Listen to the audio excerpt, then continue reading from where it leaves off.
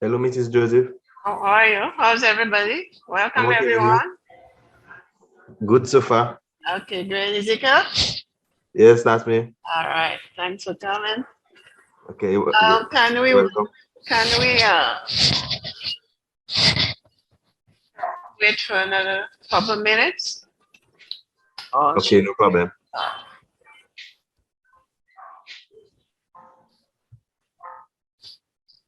Mr. Cox? Yeah, I'm here.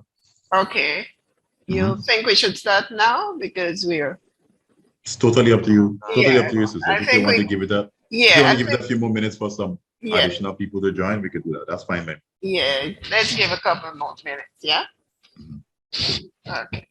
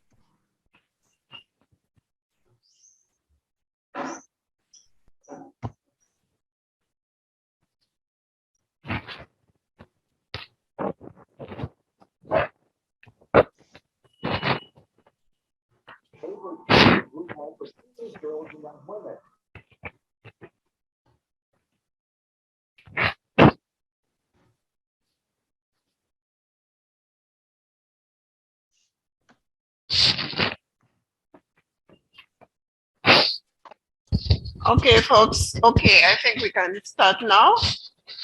Uh, Mr. Cox? Yeah, good afternoon, everybody.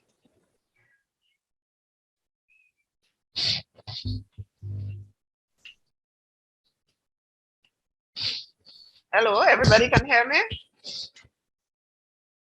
Yes, we can. Okay, great. Good evening. I am filling in for Mr. Jean, who's on mission this week. So, as I say, I'm filling in for him. So once again, good afternoon and welcome everyone. And welcome Mr. Cox for coming in, for helping out with this session, webinar number 15. So I'll give a short introduction.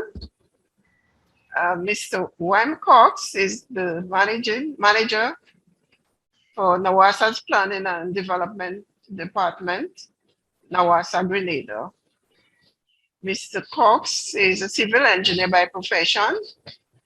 He holds a master's degree in business admin from St. George's University and a Bachelor of Science degree in civil engineering from the University of Camagüey in Cuba.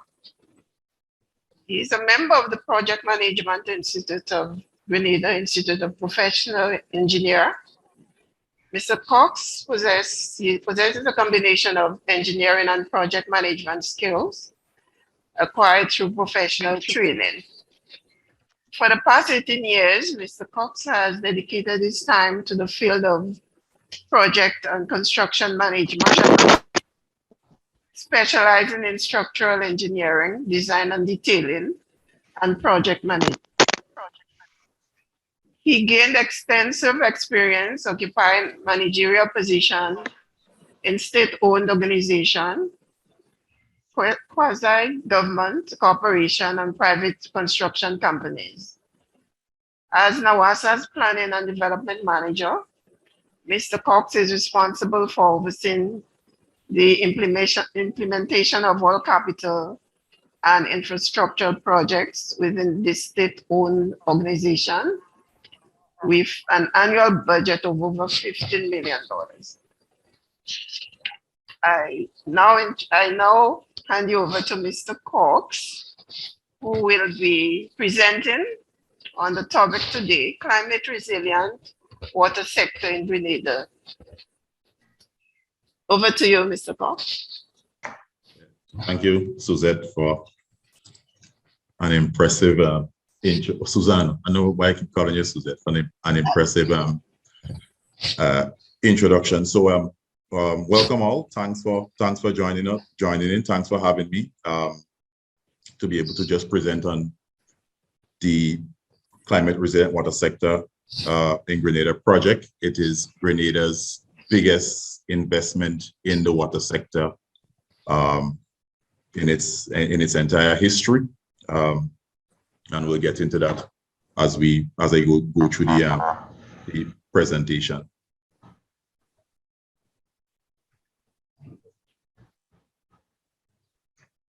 Right. So just a brief disclaimer. This project is jointly financed by the Green Climate Fund, the German Federal Ministry for the Environment, Nature Conservation and Nuclear Safety, BMUB, under its International Climate Initiative, DECI, and the government of Grenada. It is to be implemented over 6 years by the government of Grenada, Grenada Development Bank, ourselves here at NAWASA, and we're doing that in partnership with the German Development Corporations, GIZ. Just some further information on the project. As per finance agreement, our political counterpart for this project, somebody's not muted. I'm getting a feedback from somebody. Yeah, so our political counterpart is the Ministry of Infrastructure Development, Public Utilities, Transport and Implementation. The accredited entity for this project is GIZ. The executing entities are the Ministry of Finance, under which NAWASA falls, the Grenada Development Bank, and GIZ as well. As mentioned, the project will be implemented over 6 years. From 2019 was when we commenced, and we're aiming to complete in 2025.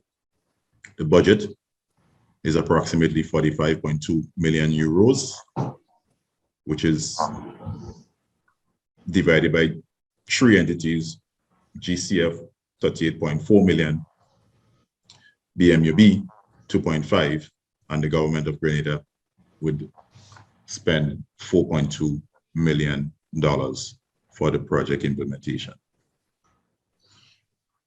The impacts envisaged by the project are as follows.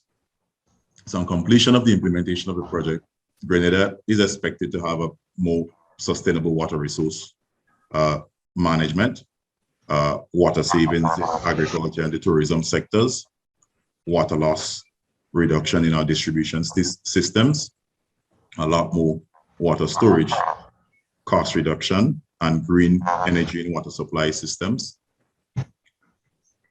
And of course, part of what we're doing today to be a regional front runner in climate resilience and in water management. All in all, the project would see a better water supply services, especially in times of drought and extreme weather events. The components of the project. The project has 5 components as outlined in the slide before you. Now, on conceptualization of the project, the intent of the project was to create a paradigm shift in water supply and climate resilience. In doing so, we identified that for that to happen, we needed to take a 3-prong approach or 4-prong approach in addressing the issues related to climate change. That being said, we identified that for any serious change to happen in anything, in any sector, there must be policies and systems in place, legislation in place to guide how things happen. And that's where the bottom component 1 came about. Similarly, we were of the view that what's the point in having new infrastructure, legislation, and people still not following them?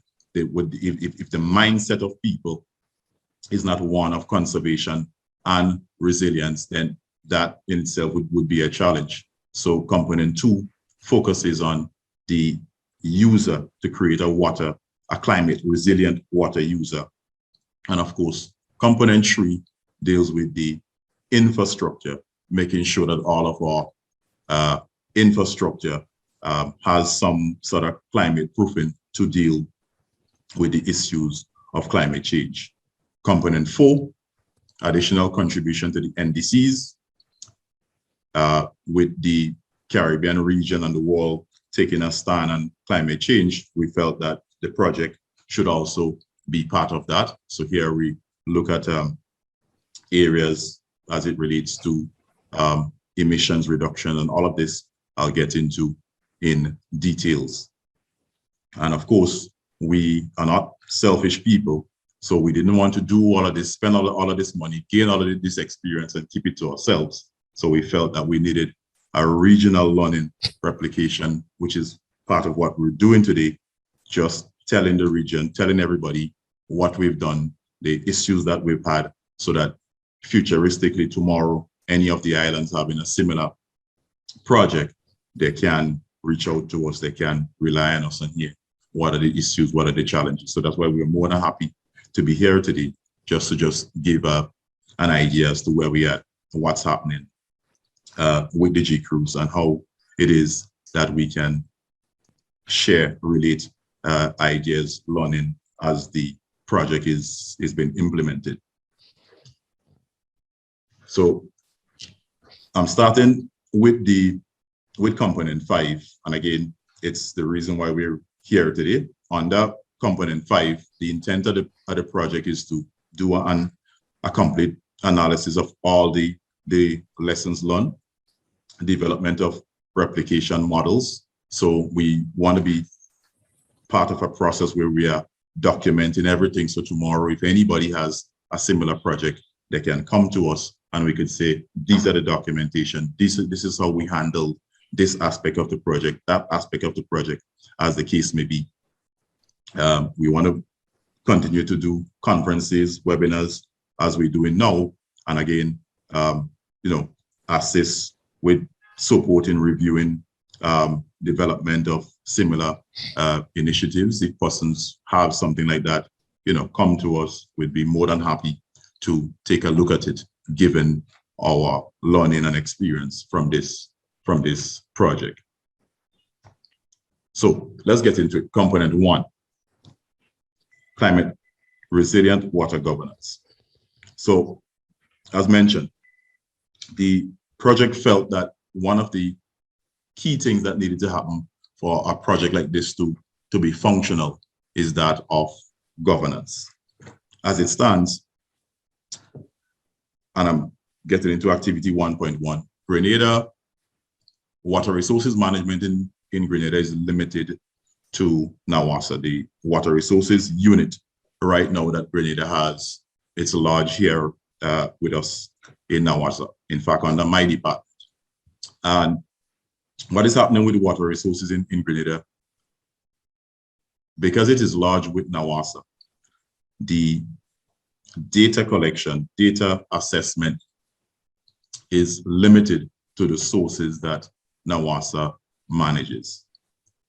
That we've envisaged as a problem, because as it stands, as our demand for water across the island goes up, there is very limited data as to the other sources around the island, what are their capacities, what they can do, etc. So as it stands, if we are to do expansion on any additional source around the island, we have absolutely no data, no tracking from over the years to say, well, a particular system behave a particular way, we could take out X amount of water from it, as the case may be. We just don't have that data because of the limited nature in which water resources is managed across the island. So the project identified that. The intent is that we are going to establish a water resources management unit, separate and apart from what NAWASA does, that will not look at just the sources that NAWASA manages, but we'll look at every other source across the islands and gather data.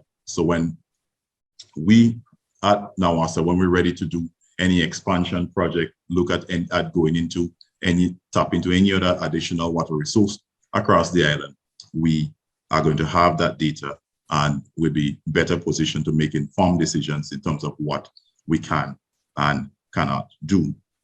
The other activity under component 1 looks at mainstreaming climate resilience in water related sectors. There is quite a bit of limitation as it relates to how water is managed across Grenada. As it stands, one of the main objectives of the project under this particular component is to look at having legislation that would ensure that, you know, every construction project takes into consideration in a major way, in a more robust way, the impacts of climate change and how, and so that they can mitigate against these impacts during these projects. As it stands, our building codes are very limited as it relates to water management and climate resilience. So the project is working along with the stakeholders and representatives across the respective sectors to ensure that the necessary legislations are in place within our building codes, etc., to ensure that climate change is looked at in a more serious way here on the island. And then the third aspect is a climate responsive water tariff. Now, I don't know how it is in most of the islands, but water tariff here in Grenada, it's managed by the powers that be, for want of a better word. In other words, to get an increase in our water rate, it's something that has to go to Parliament. So it's never an easy thing for NAWASA to get climate change, especially times like now when elections are around the corner. You know, that's a conversation you can bring to no political party or administration. So that again is something that we are mindful of, and we are playing it strategic in terms of when we are going to look at this climate responsive water tariff. But basically, what we felt was that because of the limitations that Grenada has as it relates to water supply, and just sticking a point and just moving away, just to give a little intro on NAWASA. As it stands now, NAWASA, as an organization, we manage some 30 systems, water supply systems across the island. And they range from pressure filters, or treatment system range from pressure filters to sluice and filters. And we do have a small borehole component. 95% of our water supply comes from surface water. In other words, we have wells and dams across rivers, and water comes from there. And 5% of our supply is supplied through boreholes. So every report in the past that would have looked at Grenada's vulnerability to climate change would have identified that Grenada is very vulnerable to the impacts of climate change, and of course, for the reason that that 95% of our water supply depends on river. No rain, our water availability lessens drastically. So that said, the climate responsive tariff was we basically looked at, and we probably still will do, introduce a climate tariff. In other words, during the rainy season, rain falling, we have plenty water, tariff goes down. Dry season, to control usage, we want to have that flexibility to say for the months of January to April, when we have the dry season, we want to be able to increase the tariff just to set a different mindset to the users that if you want to use more, you'll pay more. The last time we presented that to the powers that be, it was a definite no-no, but we believe that it's one of the ways that we're going to control what happens in terms of our water usage and making us climate resilience. So that's component one in a nutshell. Just to break it down in terms of the objectives and the status of where we are. Again, the objective, we want to create that water resources management unit. Currently, we've gotten approved a water policy, the structure of what the water resources management unit would look like. That has also already been identified, and from regional synergies, the consultants and so who would have worked on this under the establishment of the water resources management unit would have looked at examples in the region, and they would have been touching base with some of the organizations in the regions to find out from them what is working, what is not working, and vice versa. Our intent is to, once we implement, note what are the pros, the cons, what is working for us, what is not working for us, so we could continue to, have that regional synergy and make sure that whenever another water resources management unit is established in any one of our countries, we are going to have it, taking into consideration the positives and the negatives of the implementation from the respective islands, including ourselves that are doing it now. Just to identify some of the challenges that we're having with the establishment of the unit already. The issue of where the unit sits is more and more of a conversation. Is something that I believe that we've identified that we are going to have it under our PERC, who is our Public Regulatory Commission. That's what we're thinking. The tug of war between whether it should stay in NAWASA, whether it should be in agriculture, went on for quite some time. Clearly, we believe if you put it in agriculture, then the concentration would be on agriculture. Agriculture is of the view if it stays in NAWASA, the concentration would remain on what NAWASA is extracting, and so on and so forth. So again, once all of these rationales are cleared out, we'll be more than happy to come back around the table and share, why we do what we do after having all of the discussions and so on. As I mentioned on the second part of it, which the policies, and so we are trying to make sure that rainwater harvesting is something that is part of our building codes. If you look at Grenada now, most of the houses that you see, they are built and the spouting goes into the drain. So when rain falls, everything goes to waste. We are trying to make sure that, at least when you build a house, you build a building, you must have water storage, and the physical planning unit has started implementing that already, not in a mandatory way, because there is no actual legislation to guide that. They are just doing it from a sort of ad hoc standpoint in the meantime. So the project want to make sure that all of these bills and so get on the way and get going.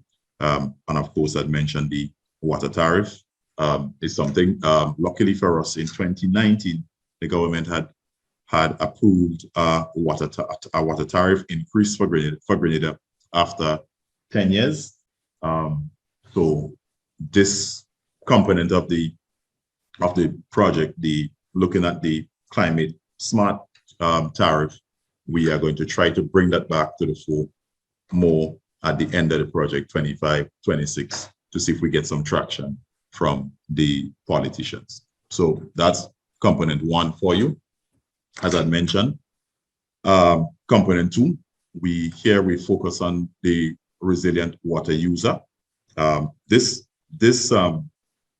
component was a bit, tricky. We tried to show the donors that while we targeting climate resilience, we are doing it by partnerships and initiatives that are going to be beneficial, and person who could afford to pay to do better, we want to encourage them to do so. So that gave birth to the Challenge Fund for tourism investments and agriculture investment. What it was, it was simple. We said to because these are mainly commercial entities, people who are investing to make money, the project said, hey, we can't just give you money to make so that you can make more money, but we can assist. So we've identified that for the projects that would enable resilience and water saving, the project was going to meet them on the half. So hotels, for example, we encourage them to install water saving taps, toilets, etc. And if they're through an assessment process, once they qualify and they meet all of the requirements, if a project to change out all of the units and so come up to $100,000 overall, the project is going to put 50,000, and these commercial entities would have to put in 50,000, just from an exemplary standpoint. So this component of the project is managed by our Grenada Development Bank, and for obvious reason, the bank can also assist the participants who might be needing some capital support here and there through soft loans, etc., so that the project can meet its deliverables in terms of making sure that persons are able to come up with that 50%. And so to date, we had quite a bit of traction on that. A lot of hotels came onto it. So that is a component that is going quite well. And again, we're happy to present the models so that you all could see what would have transpired here in the event that anybody has to or wants to implement a similar type of approach to getting these sectors moving in a direction where they can be resilient to the impacts of climate change and be more conservative in terms of water usage. Activity 2.2, awareness. Again, as I mentioned, we want to create a shift in the thinking, in the mindset of people. So this component we are talking about, awareness campaign from the beginning of the project to the end of the project, depending on which activities we are concentrating on more. You would see more campaigns in those directions. But the intent is to, once you here on island, every bus that drive by, every vehicle that stop, every time you turn on the radio, you want to hear something about be climate smart, save water, etc., etc. So that's the how we are intending to treat component 3, and a lot of these activities, component 2, and a lot of these activities are already on the way. Where are we to date? The objective, as I mentioned, is water efficient solutions in agriculture and tourism, and awareness on the other side. Our status, we have a couple of hotels who've already installed devices and rainwater harvesting facilities. So the project also is assisting in rainwater harvesting facilities. So if a hotel or a farmer wants to install new tanks, cisterns, etc., the project would assess. And again, once the requirements are met, we are going to facilitate them with half of the investments. Just to note that we also introduced some flexibility in the project, just to make sure that the project meets its overall objective. There were instances when with identified farmers, for example, farmers are always, there are bigger farmers and smaller farmers, so to not create segregation, the project would have in a number of instances moved the goalposts a little bit and allowed for 75% financing in some cases, after a thorough assessment of the particular farmer or farmer's position. So a lot has been happening and shifts has been going on as it relates. Just make sure that the project hit its deliverables and hit those and that Grenada at the end of the day get those impacts. Again, for the purpose of the awareness, we've already run a CAP survey to get an appreciation as to how much people, what Grenadians know about conservation, what Grenadians know about climate change. And then from that survey is where we started, based on the gaps that we've seen, we've started the respective campaign ideas and campaign drives where the gaps are widest. So to date, if you come to Grenada now, you'll notice a lot of our buses. We're running some ads on TV already about conservation and stuff like that. So and a number more initiatives that we have in planning that, as I mentioned, we're going to be releasing as the project evolves. And again, from synergies, one of the activities under the solutions for the agriculture and tourism sectors, we had to do water auditing. We had consultants coming up with design solutions and taking into consideration innovative practices as it relates to tourism and agriculture. For in the case of agriculture, irrigation, look at what's trending on the market now, and creating these audits. So we are happy to share how these things were done with the region. If anybody has anything similar, reach out to us. We've been more than happy to share what would have transpired there. And again, we want this to be a two-way. We doing PR. We know most of the entities across the region would be into some type of PR. We'd be happy to share what we intend to do and get comments back from you all, and vice versa. If you're thinking of anything along them lines, we'd be more than happy to have the conversation with you all and just express what we intend to do. And then now we move on to component 3, which is the climate resilient water supply system. Again, this component is the biggest component from that $45 million budget, and for obvious reasons, we're talking about infrastructure. Infrastructure is not cheap. So it accounts for some 22 million out of the 45 million. That's divided across the five components. So most of the investment comes here. And here, this particular component is implemented directly by NAWASA. We're basically spearheading what happened with the investments as relates to infrastructure. And of course, for obvious reasons, we own everything from tanks, pipes, and we know where the issues are. So 3.1, we're looking at additional storage. When our dams and some of our systems were constructed 40 years ago, while there were some level of foresight, the rate of development that Grenada has seen has left us on the starting blocks. We're talking about,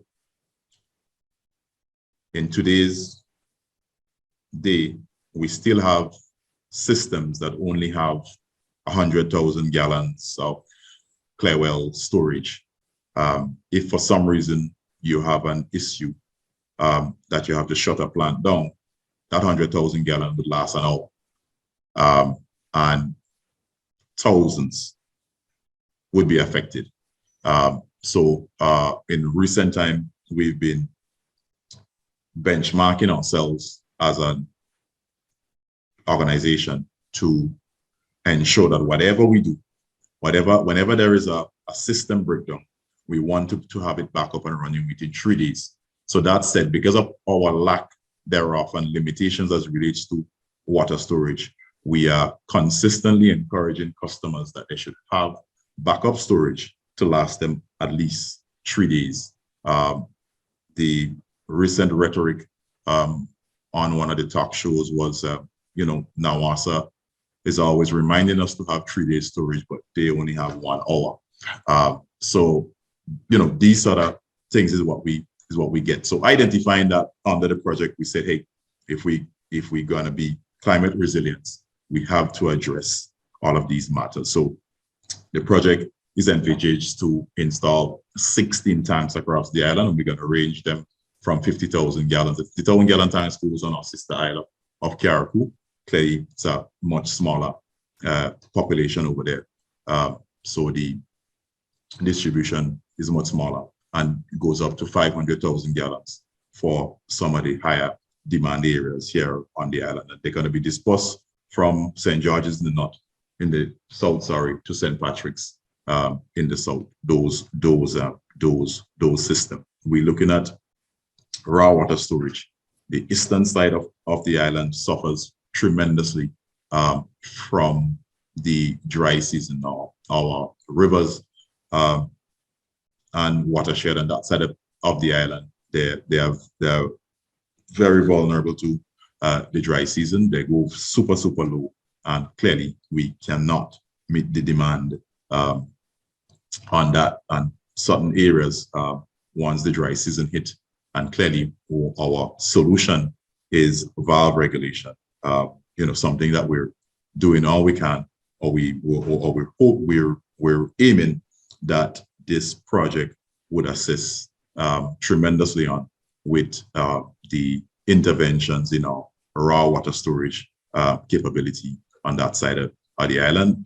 Initially would have envisaged the installation of some new dams and retrofitting of some dams that we looked at on a feasibility stage. With that, we may do some changes here and there in terms of the solution. But yeah, we're looking majorly at the raw water storage aspect in those areas. And then the groundwater, as I'd mentioned, 5% of our water supply comes from groundwater that's along our southeast coast. And these borehole systems, they're our lifeline during the dry season, because the demand does only one thing during the dry season. It goes up. With less water, more demand. So as an organization, every little area that you could pull water from, we try to tap into them. But what's happening with our groundwater resources? As it stands now, we have absolutely no monitoring of our groundwater resources. We have to date 2 or 3 boreholes that we just stopped using already, because as we continue to pull from them with the lack thereof of monitoring, when you do your water quality checks, you just notice that the salt content, salinity levels are above normal for potable distribution. So you just shut them down with some anticipation that some sort of recharge is going to take place. But again, we're in 2022, where we don't want to be, assuming. So the project is going to assist us with the installation of monitoring systems for these groundwater. We're going to be drilling some new wells to monitor what is happening with these aquifers, so we can be, on top of how we treat them, and make sure that we don't get to a stage as with the other boreholes where we just have to stop pulling from them. Clearly, with all of these new infrastructure that we're putting in, I did mention pipelines. In addition to the storage tanks, a number of our pipe network, we are looking at some 30 kilometers or 50 kilometers of pipeline to change out across the island as well. So, as I was saying, with all of this new infrastructure that we intend to install over the next couple of years, the project felt that we need to, make sure that we have systems in place to ensure that maintenance is up to par, so we don't have the issues that we're having now, where there isn't a formal maintenance plan in place, and stuff is done more on an ad hoc base when somebody remember a PRV wasn't or a PRV start malfunctioning, then somebody reach out and say, oh, let's check it, when there should be a systematic maintenance for these things. So the project has identified that, and we are going to have a plan to ensure that the entire infrastructure system that NAWASA has a formal and structured maintenance plan.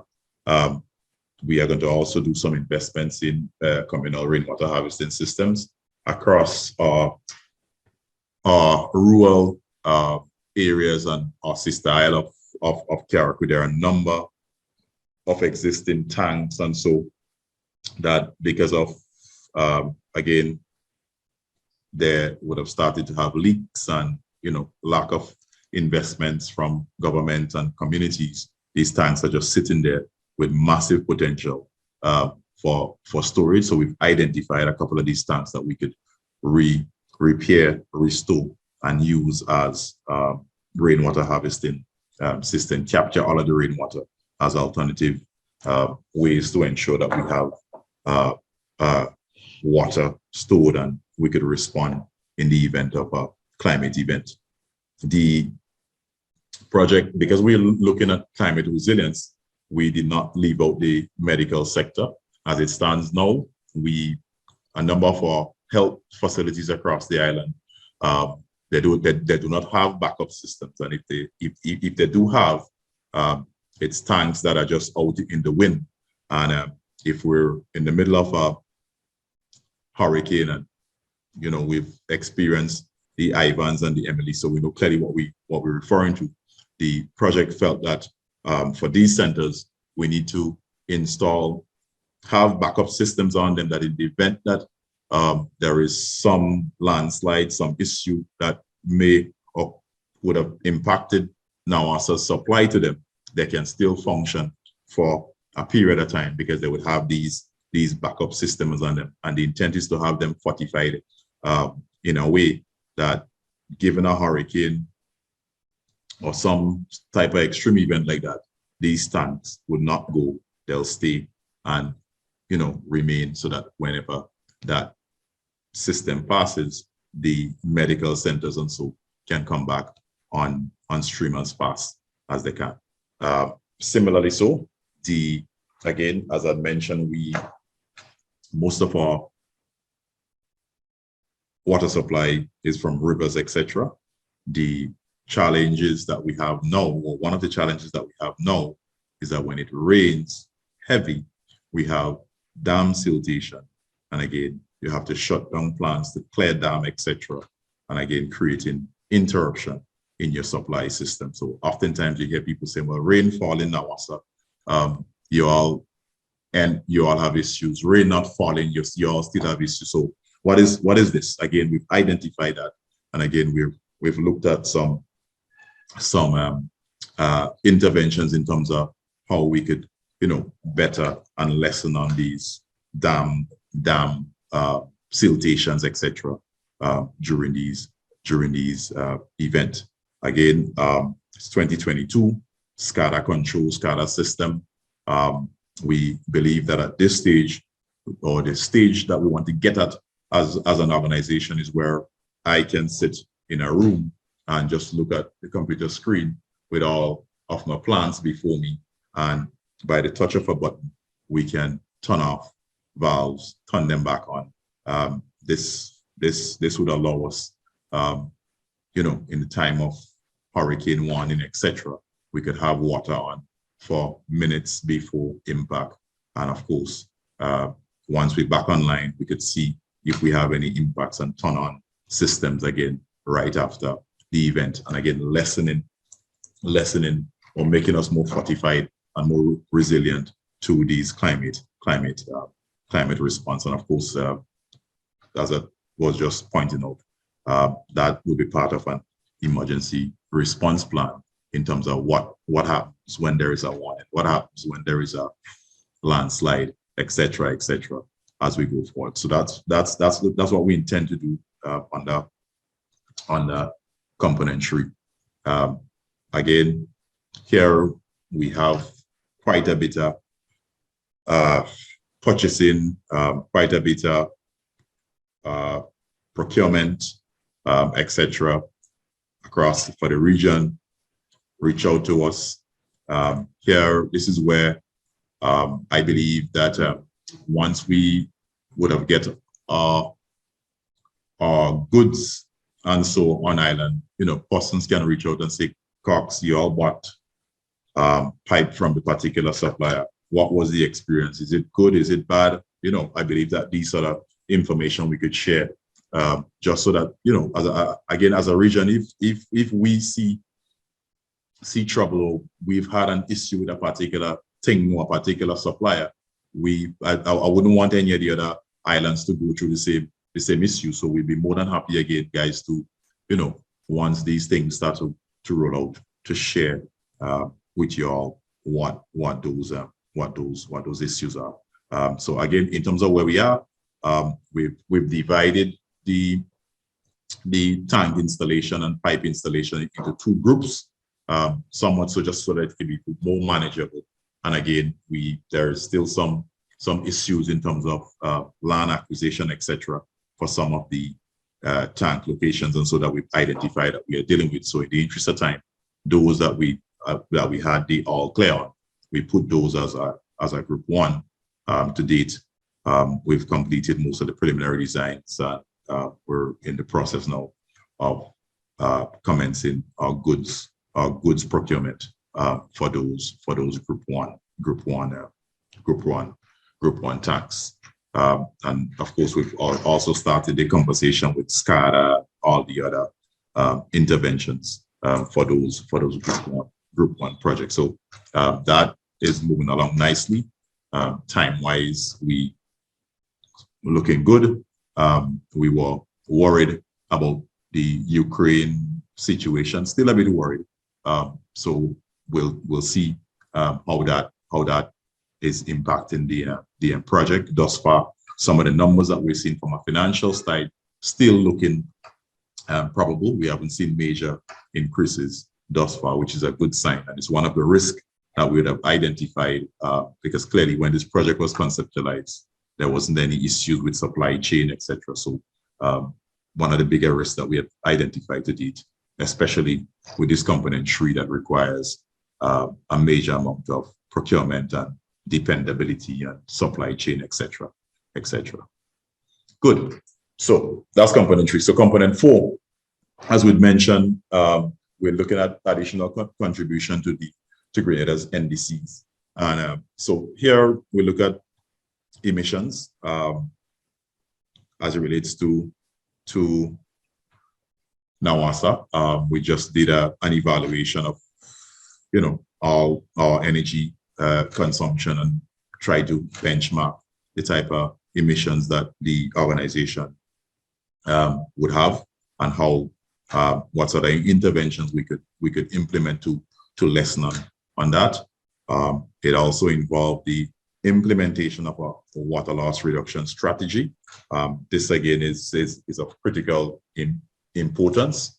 As it stands now, Grenada, NAWASA's NRW on non-revenue water stands anywhere between 30% overall. Now, most regions may say that is not bad, but it's not bad when you have plenty of water.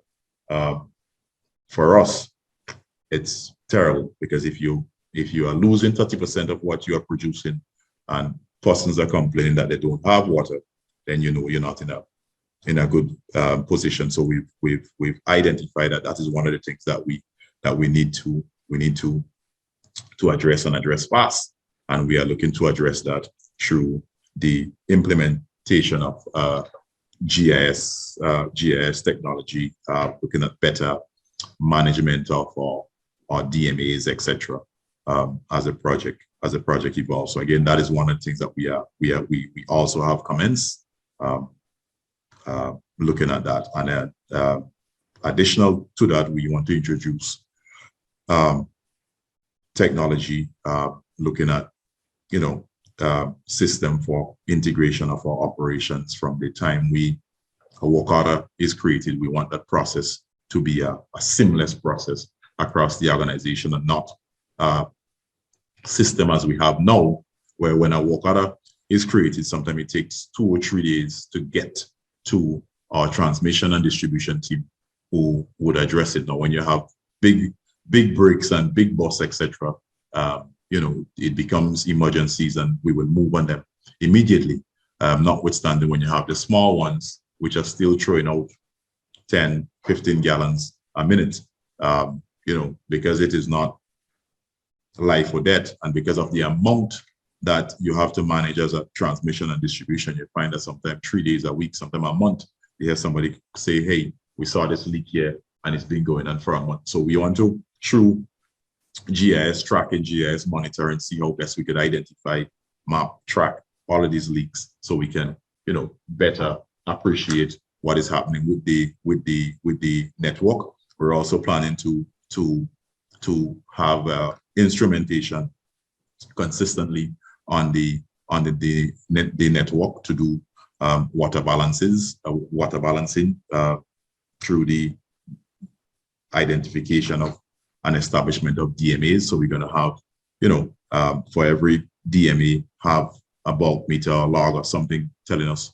what flows, what pressures, what is happening on the network, and keep a track and do comparisons, water balances compared to the users in the area. So if there's any leak, we could identify those through all of these processes, all of these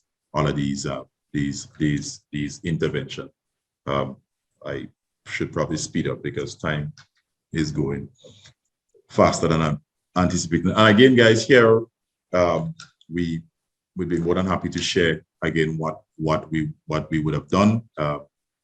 We have some consultants assisting us with some of these, and they have been reaching out to organizations like yours, just trying to get an appreciation as to how organizations across the regions are as it relates to their mapping and their GIS and so on and so on and so forth, so that we could implement similar strategies and so on and so forth. One of the separate and apart from G-REWS, one of the initiatives that NAWASA is looking at now, we're still a very manual organization from the standpoint that meter readers still go out and read meters manually. We're still using mechanical type meters with rings and cogs, and as a result of that, we have quite a bit of investment that goes into these meter changing, and so every month we change out anywhere between 200 and 300 meters. And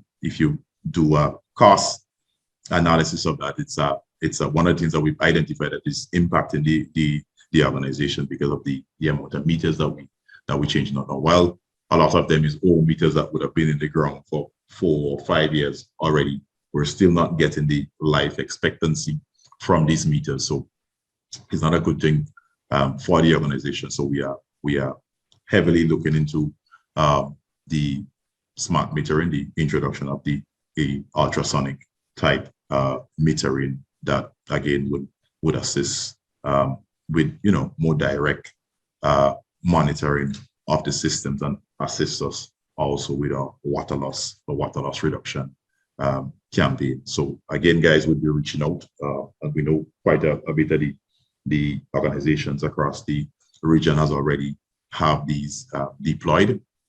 So consultants would be coming asking questions in terms of what's happening, what's functioning.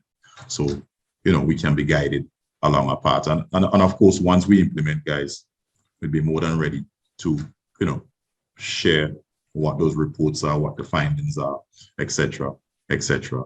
And we're sure that this is just one of many of these webinars that we're going to have, but feel free to reach out to us at any point in time for any assistance, because we'll definitely be reaching out to you all. And again, guys, I wouldn't spend a lot of time on this. We're just throwing here some of the examples that that might be relevant to the other utilities across the region.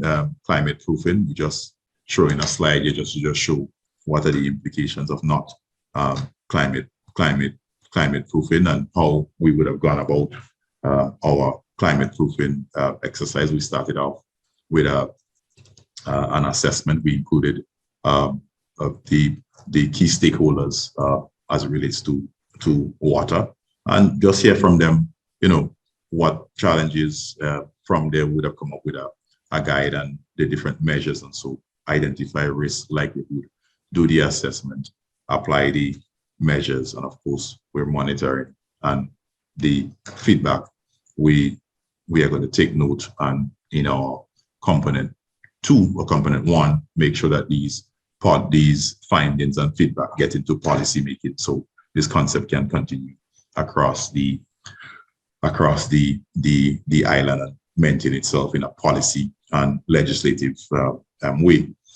Here we've identified some of the more impacts that happens on our water services, and you know, some of the responses that we would apply or are going to apply to these impacts as we see them. So intense rainfall, again, this one is probably one of our biggest challenges. Again, all of 95% of our water supply is surface water. Rainfalls is always an issue for us. While we have more water, there is also a lot of issues as it relates to turbidity. You know, so again, we've identified all of these things and looking at how we get better, you know, have solutions towards them. Not going to spend a lot of time on these slides. We are going to share the presentation, and again, one-on-one. You all could always come back with anything different that you see on here. Here again, one of the things that we're looking at, that where we have in river crossings, we want to, as best we can, go across the riverbed and not have them above rivers, above bridges, etc. Save and except that we know for a fact that we don't have a choice, and we know for a fact that our bridges can in fact withstand what nature might throw at it. So some of the considerations that we've already given to these interventions, the GIS and NRW spoke a little bit about that earlier in terms of our interventions. Here we are putting out a lot of investments in making sure that our infrastructure is properly mapped, and that the mapping continue on a daily basis. The intent here is to ensure that all of our technicians, everybody who has interaction with the system, anything happens on the system, that once they are out there, they would have a tablet. So if we install a new half-inch line from point A to B, we want to track that. We install new mains, we want to track that. There's a leak in the system, we want to track that. We change out a PRV, we want to track when we change it out. So all of that can be in that comprehensive GIS database, so that when it's time to do assessment, monitoring, making decisions, we could do so from an informed standpoint. And as I mentioned, in terms of our work processes, we want to just make sure that you know, we get into the technology. One of the things that we're seeing, and we're hoping that as a region we could probably address, is that of the way the wall of IT is going from the standpoint of subscriptions. NAWASA is a small organization. Our customer base is 40,000, just about 40,000 customers. And when you have to invest in IT platforms that are running you $500,000 for installation, and then hundreds of thousands of dollars in subscriptions on an annual basis, it begs whether you could actually do it, especially when your hands are tied from a tariff standpoint. So you know, it's one of the things that we believe that as a region we could attack. You know, going as a region in terms of these IT investments and not the individual organization. So that's something that we'd be happy for CAWASA to champion and get us involved, because it's one of the things that we are seeing now that we are implementing is that there are a lot of systems out there, but because when you're a small utility, it becomes a challenge because, you know, the wider wall, you know, 40,000 customer is just manza one block in some areas. So, you know, that's one of the challenges that we see. So that is what I was referring to a while ago, the IT software issue on this slide. So guys, there we have it. I believe on the call, we have some of the team from GIZ. So I'd be happy to entertain any questions that you have at this time. If I can answer them, my colleagues would probably chip in on some of the areas that they are in fact I'm dealing with. So feel free, guys. Suzanne, back to you. That's it from us here in terms of what's happening on G-REWS and how we see that we can partner in the coming months. Okay, thank you so much, Mr. Cox, for this comprehensive review on this project component. Now we'll ask persons if they have any questions or if they want any clarification. As you said yourself or the team, they'll be able to respond.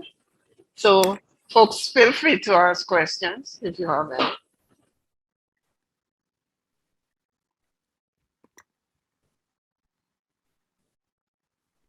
There is a question from Ezekiel Francis. Yeah, so you saw that. I'm looking at Ezekiel's question in the chat. The response from the public, Ezekiel, is never a favorable one as it relates to tariff increases. So we have that challenge. But while there are persons who would always oppose increases, there are a lot of Grenadians who believe that our water tariff is just way too cheap when they see what their bills are and the usage. So again, the intent here is to man this or mitigate against this through a massive awareness campaign, show what is happening, identify where the issues are, and let people know that it's the only how we can deal with the issues of shortages and stuff like that they're having now, is if we have more and people can solve more, it means that all of us would eventually have more to use before we start running into shortages, etc. Yeah, there's another question, observation from Jamal Howell. How far along are you with your SCADA procurement? This SCADA is at what stage? We're still doing the assessment of how it's going to be done. Just today, there was a discussion on whether the communication system is going to be one of radio or satellite or cellular. These sort of conversation, and then the assessment is now ongoing on the existing infrastructure that we have. How are they in terms of their SCADA capabilities? The initial assessment is showing that NAWASA would require massive intervention in terms of changing out panels into the PLSs and so on. Those panels that have capability to actually speak to some type of communication. As it stands now, it's not the case. So we're anticipating that the investment here is going to be a major one, but we are poised on getting it because of how critical we believe it is for our mitigation against climate change impacts.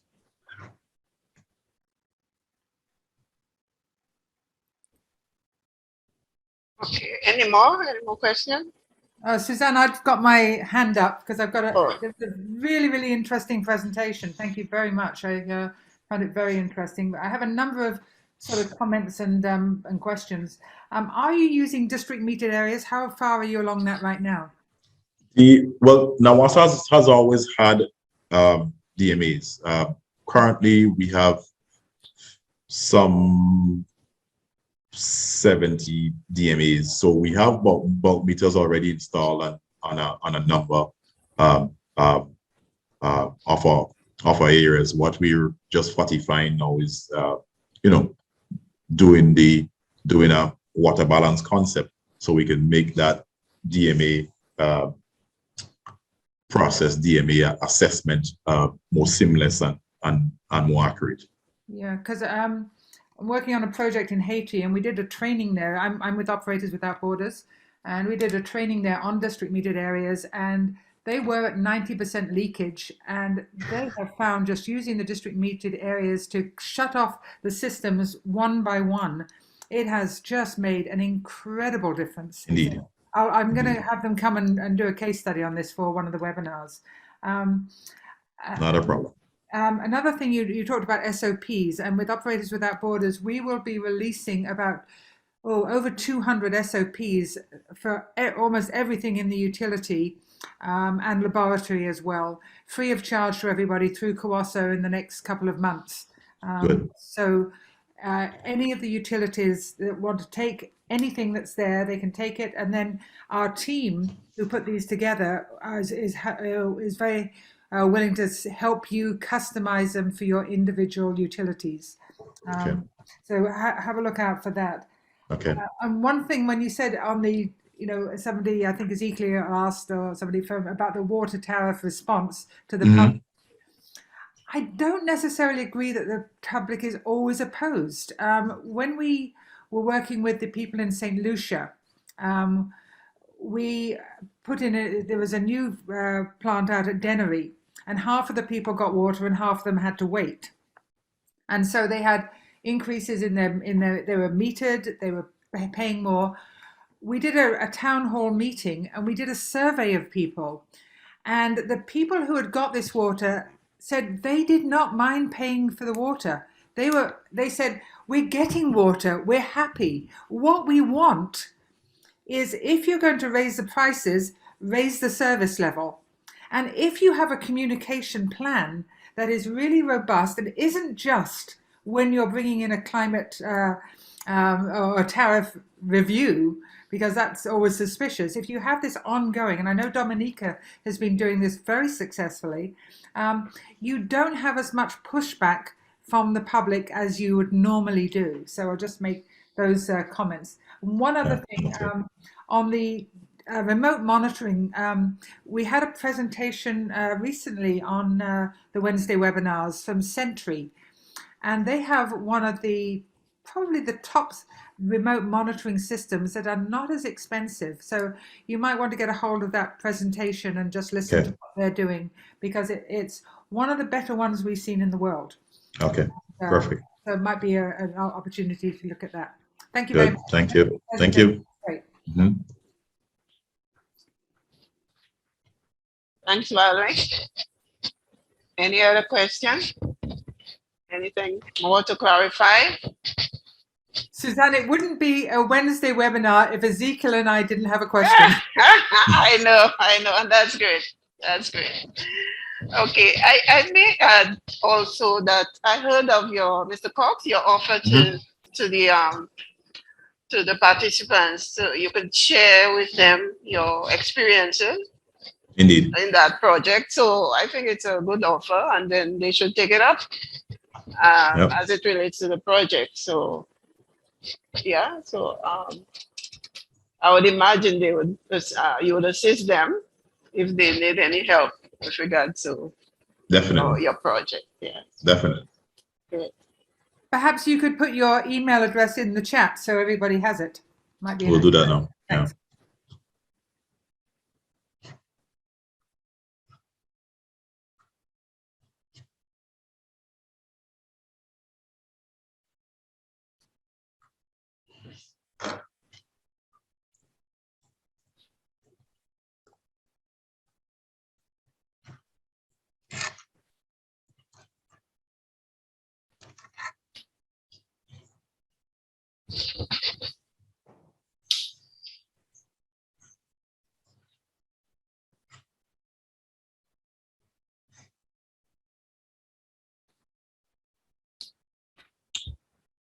Okay, thank you.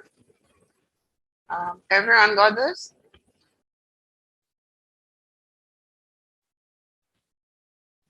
All right.